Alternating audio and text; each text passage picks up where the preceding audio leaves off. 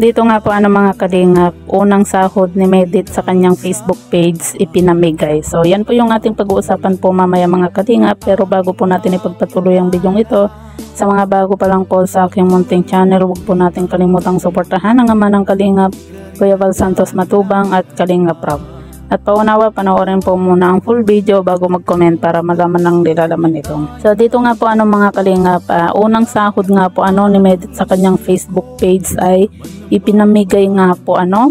Nakakatuwa naman po mga kalingap dahil nga po sa pagtulong din po ni Medit sa ating mga kababayan na lubos po na nangangailangan din po ng tulong. At ayon nga po mga kalingap kay Medit, nagpapasalamat nga po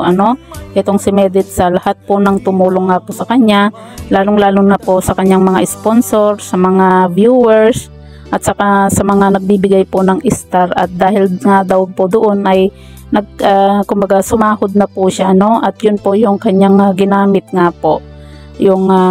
sahod nga po niya sa kanyang Facebook page, ginamit nga po niya sa kanyang pagtulong. Marami nga po mga kalingap sa kanyang mga supporter ang natuwa nga po sa kanyang ginawa na ginamit po niya yung kanyang unang sahod sa Facebook para maipantulong nga po dahil nga po alam naman po natin na pasukan na, kaya naman na namili nga po itong si Medit ng mga school supply para maipamigay nga po at syempre bumili na rin po ito ng mga pangangailangan po nila sa kanilang bahay, katulad na lang po ng bigas Malaking tulong din po mga kalingap yung panonood po ninyo dito kaya Medit nga po, at saka sa mga nagbibigay nga po ng star at yun po yung kanyang ginamit nga po at yun nga, marami ang natuwa sa kanyang ginawa dahil may pusong kalingap din po itong si Medit nga po, kasi alam po niya at ranas din po niya kung gaano kahirap po ang buhay ngayon. At ngayon po na medyo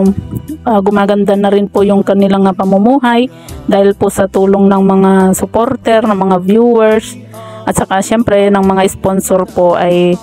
kumbaga nakasahod na po itong si Medit sa kanyang Facebook page. At nakakatuwa po mga kalingap dahil nga po itong si Medit ay na-monetize na din po